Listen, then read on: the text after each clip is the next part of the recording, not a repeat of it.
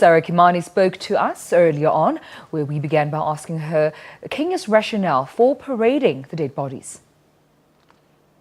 The reasoning of the government and the security officers when they paraded the bodies is for the residents of Garissa to be able to say if they know these people or if they can be able to help. Because what has been happening is it has been very difficult for the Kenyan government to get fathers or brothers or relatives to say that their son has gone missing and he could actually be in Somalia training alongside the militants.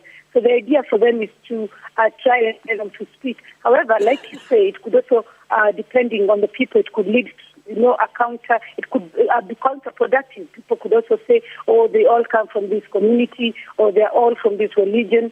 So it is a very dicey situation. Inside the other parts of the country, you can see security has been heightened. But as I speak to you, I'm right outside a very big institution here, but I don't see any officers.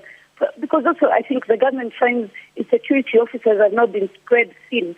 Just after the attack, President Kenyatta said that 10,000 recruits who had been stopped from joining college will immediately begin deployment into the college for training.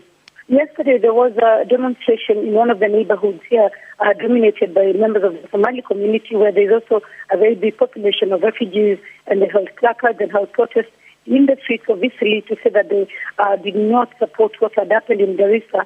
Earlier in the day, the Kenyan Muslim community leadership called a press conference also to condemn the attack.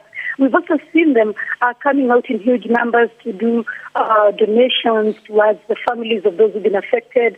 In Garissa, we saw Muslim mothers, consoling the young ladies or young men who were being rescued from the school. So there's a lot of people uniting, at least towards together. But now where they may differ is on how best they think the government should have dealt with the situation. You can notice heightened security. You can notice patrols in a major bus stops, in a supermarket.